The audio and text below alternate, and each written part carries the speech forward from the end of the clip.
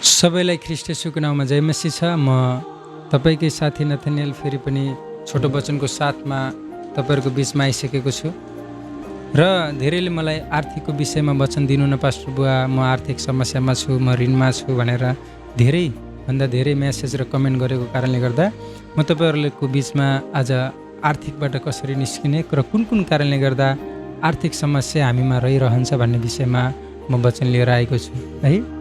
र म तपाईँहरूलाई के भन्न चाहन्छु भने गरिबीमा धन्यवाद दिन सकिन्छ, तर गरिबी सही चाहिँ छैन। गरिबीले रहन्छ, किनभने गरिबीलाई मैले धेरै नजिकबाट देखेको छु, पहिलो कुरा। अनि दोस्रो कुरा चाहिँ बाइबललाई हामी हेऱ्यौँ भने परमेश्वरले प्रेम गर्ने व्यक्तिहरूलाई परमेश्वरले कसैलाई गरिब बनाउनु भएन। धेरैले अयुबको उदाहरण दिन्छन्। अयुब सुरुमा पनि धनी थिए र केही समय बिचमा समस्या, तर अन्तिममा पनि अयुब त्यो समयको सबैभन्दा धनी व्यक्ति हुन् है। अनि बाइबल धर्मशास्त्र हेऱ्यो भने परमेश्वरले जसलाई प्रेम गर्नुभयो तिनीहरूलाई परमेश्वरले मान, सम्मान, इज्जत, प्रतिष्ठा सबै कुरा दिनुभयो। मेरो मण्डली परिवार, यसको अर्थ परमेश्वर तपाईँ र मलाई धनी भएको मतलब अरूलाई देखाउनको निम्ति होइन, तर परमेश्वरको राज्यको निम्ति र आशिषको निम्ति हामी सम्पन्न भएको चाहिँ परमेश्वरले चाहनुहुन्छ। दोस्रो कुरिन्थी 8:9 भन्छ कि तिमीहरूलाई थाहा छ उहाँको कृपा, उहाँ धनी हुनुहुन्थ्यो र पनि गरिब भएर जन्मिनुभयो ताकि तिमीहरू उहाँको गरिबीबाट धनी हुन सकौ। मेरो मण्डली परिवार, यसको अर्थ परमेश्वर चाहनुहुन्छ तपाईँ र म धनी भएको। त्यही भएर के कारण छ, कुन कुराको कारणले गर्दा हामी फाइनेन्सियल घटीमा आउँछौँ त, आर्थिकबाट हामी उठ्न सक्दैनौँ त? धेरैले भन्छ मैले दशांश दिँदा भेटिदिँदा पनि मेरो जीवन परिवर्तन भएको छैन भन्नुहुन्छ है। त्यसको पनि छुट्टै भूमिका छ, तर म दुईवटा कमजोरी तपाईँहरूको जीवनमा देखाइदिन्छु, जुन कमजोरीको कारणले गर्दा आर्थिक धेरै समस्याहरू हाम्रो जीवनमा आउँदछ है। मेरो जीवनमा पनि त्यो थियो र जब पवित्र आत्माले मलाई यो कुरा सिकाइसकेपछि म यो चिजबाट निस्केँ र मेरो आर्थिक सुधार भयो र मलाई आशा छ तपाईँहरूको पनि सुधार हुनेछ। पहिलो कुरा चाहिँ व्यभिचारको श्राप। यो चाहिँ यसले चाहिँ गरिबी, यसले चाहिँ अपमान र यसले चाहिँ धेरै फाइनेन्सियल समस्याहरू लिएर आउँछ। मण्डली परिवार, हामी हेऱ्यौँ भने हितोपदेशको पुस्तक 5 अध्यायको 9 र 10मा हामी हेऱ्यौँ भने त्यो स्त्री भन्छ कि है, त्यो इजबेलको आत्मालाई भनेको छ। स्त्री मतलब केवल महिलाहरूलाई सम्बोधन गरेको होइन, चाहे त्यो महिलाले व्यभिचार गरून् चाहे त्यो पुरुषले व्यभिचार गरून्, तर यो म्यारिन स्पिरिटले नै यो सबै कामहरू गर्छ, जसलाई चाहिँ समुद्रकी रानी भनेर प्रकाशित वाक्यको पुस्तकले चाहिँ सम्बोधन गरेको छ है। यहाँ के भन्छ हेर्नुहोस् त, यदि तिमीहरूले त्यो स्त्रीको नजिक गयौ र आफ्नो उत्तम बल अरूलाई दियो भनेपछि के भन्छ 10 पदमा, हितोपदेशको 5:10मा, विदेशीहरूले तिमीहरूको सम्पत्तिमा चयन गर्नेछन् र तिमीहरूको पसिनाको कमाइ चाहिँ अर्कैको घरमा भरिभराउ हुनेछ। तपाईँले कमाउनुहुन्छ तर अरूको निम्ति, तपाईँले गर्नुहुन्छ तर अरूको निम्ति, तपाईँले कमाएको धन तपाईँको निम्ति हुँदैन, अरूले चयन गर्नेछन् भन्छ बाइबलले। कतिखेर? जब हामी पाप गर्छौँ, जब तपाईँ र म व्यभिचार गर्छौँ। अनि हितोपदेशको पुस्तक 6 अध्यायमा पनि हामी हेऱ्यौँ भनेपछि 6:26मा के भन्छ त कि त्यो बेश्या भन्छ कि बाइबलले है, किनकि बेश्याले तँलाई एउटा रोटीको टुक्रामा झारिदिनेछ र व्यभिचारिणीले तेरो जीवन समेत के गरिदिने, शिकार गरिदिनेछ भन्छ।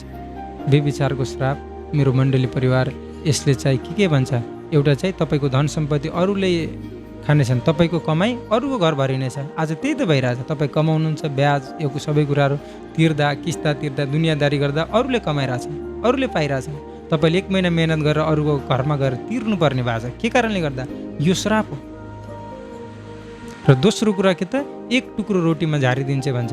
व्यभिचार क्षणिक आनन्द होला, बाइबलले पनि भन्छ, त्यो चाहिँ सुरुवातमा मिठो छ मह जस्तो, तर अन्तिममा त्यसले तिम्रो जीवनलाई पित्त जस्तो तितो बनाइदिन्छ भन्छ। मेरो प्रिय मण्डली परिवार, ख्याल राख्नुहोस्। मेरो प्रिय मण्डली परिवार, होसियार हुनुहोस्, कतै व्यभिचारको पाप तपाईँमा त छैन। यदि विवाहभन्दा अगाडि, विवाहभन्दा पछि, विश्वासभन्दा अगाडि, विश्वासभन्दा पछि र अहिले पनि तपाईँले यो पाप गर्नुभएको छ भने तपाईँले साँचो पश्चाताप गर्न आवश्यकता छ। तपाईँ त्यो चिजबाट फर्कन आवश्यकता छ। यदि तपाईँ त्यो चिजबाट फर्कनुहुन्न, तर तपाईँ विषय राख्नुहुन्छ कि मलाई आर्थिकबाट निकालिदिनु पास्टर बुवा, मेरो निम्ति प्रार्थना गरिदिनु, केही पनि परिवर्तन हुँदैन। तपाईँ यो चिजबाट निस्किनुपर्छ, पहिलो कुरा। अनि दोस्रो कुरा चाहिँ हामी हेऱ्यौँ भनेपछि हितोपदेश 8ले के भन्छ भनेपछि, म बुद्धि हुँ र म तिमीहरूलाई बोलाउँछु। हितोपदेश 8मा हेऱ्यौँ भनेपछि हामीले कहाँ गर्छौँ, 17-18मा हेऱ्यौँ भनेपछि, यदि तिमीहरू मलाई प्रेम गर्छौ भने मलाई पाउँछौ, मसँग के छ भन्छ बुद्धिले। हेर्नुहोस् त, मसँग आदर, वैभव, टिक्ने धन सम्पत्ति र समृद्धि छन् भन्छ हितोपदेशको पुस्तक 8:18ले। अनि 20 र 21मा हामी पायौँ भनेपछि त्यहाँ पनि भन्छ कि यदि तिमीहरूले मलाई प्रेम गर्छौ भनेपछि दुईवटा कुरा भन्छ, म तिमीलाई धन सम्पत्तिले भरिपूर्ण पार्नेछु र तिम्रो भण्डारमा आशिष दिनेछु। यो परमेश्वरलाई प्रेम गर्ने भन्दैन, मलाई प्रेम अर्थात् परमेश्वरको बुद्धिलाई प्रेम गर्ने। आज धेरै मानिसहरू आर्थिकमा समस्या हुनुको कारण के हो? बुद्धि नपुर्याएको कारणले गर्दा। परमेश्वरको अगुवाई मागिएन, परमेश्वरसँग प्रार्थना गरेन, आफ्नो मनले मान्छेमाथि विश्वास गरे, आफ्नो मनले आफ्नो हिसाबले गर्न खोज्यो, सही बुद्धि नलगाएको कारणले गर्दा आज धेरैजना मानिसहरू योबाट निस्केका छैनन्। तर तपाईँले परमेश्वरको बुद्धि माग्नुपर्छ, तपाईँले परमेश्वरको अनुग्रह माग्नुपर्छ, परमेश्वरबाट सल्लाह माग्नुपर्छ, जुन सल्लाहले तपाईँ र मलाई आदर, धन, टिक्ने, मान, सम्मान सबै कुरा दिन्छ। मेरो मण्डली परिवार, यदि तपाईँ मूर्खता गर्नुहुन्छ, मेरो मण्डली परिवार यदि तपाईँ अझै पनि व्यभिचारको पापमा रमाउनुहुन्छ भने चाहे जसले पनि तपाईँको निम्ति प्रार्थना गरिदिउन्, तपाईँ आर्थिकबाट छुट्न सक्नुहुन्न। आमेन। यो दुईवटा कुरा चाहिँ पहिला सुरुमा ख्याल राख्नुहोस्, यो पापबाट निस्किनुहोस् र ज्ञान र बुद्धिको लागि माग्नुहोस्, अनि त्यसपछि अरू कुरा पनि छन्। आमेन। हुन्छ, यो छोटो कुरा म तपाईँलाई भन्दैछु, यदि यो दुईवटा कुरा तपाईँमा छन् भनेपछि आर्थिकबाट तपाईँ र म निस्किन सक्दैन। र मलाई थाहा छ अरू पनि तपाईँलाई जान्ने इच्छा छ भनेपछि कमेन्ट गर्नुहोस् र म फुल मेसेज है मेरो युट्युबमा तपाईँहरूले गएर सुन्न सक्नुहुन्छ। नथनेल जोसुवा यही नामबाट छ र युट्युबमा गएर यो पुरै मेसेजलाई सुन्नुहोला। अरू के कुरा छन् जुन कमजोरीको कारणले गर्दा हामी आर्थिक श्रापमा र आर्थिक सङ्कटमा पर्छौँ र त्यहाँबाट निस्किन सक्दैनौँ भनेर। हुन्छ, परमेश्वरलाई धन्यवाद। म आशा गर्छु यो थोरै कुरा मैले तपाईँहरूको लागि भनेको छु, तर यो थोरै कुरा तपाईँहरूले आफ्नो जीवनमा लगानी लगाउनु होला र तपाईँहरूलाई अवश्य पनि यसले असल फसलका साथमा ब्लेस गर्नेछ। हुन्छ, सबैलाई फेरि पनि जय मसी। हजुरकै साथी नथनेल तपाईँहरूको बिचमा छोटो वचनको साथमा।